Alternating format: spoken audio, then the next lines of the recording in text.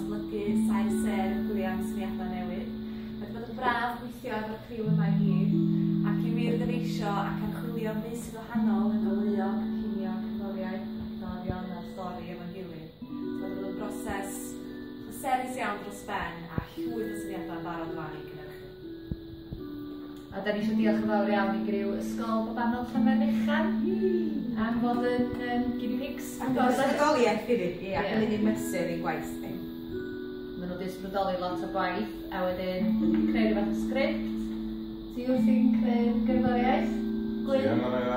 Di'r set yn barod? Ydy, da ni wedi gorffen y set yna. Mae'r cynlluniau yn rhai cyffroes iawn, a dwi'n edrych ymlaen i weithio ar y prosiect eto ar ôl i ni adael. Ac i rai sylgar yna chi, da ni'n gwisgo'r un dillad y gofyn i ddoi, achos bod ni'n bod yn gweithio mor galed. Da ni'n dod adre. Na. Dwi'n dod nos. Edrych ymlaen gweld chi nôl yn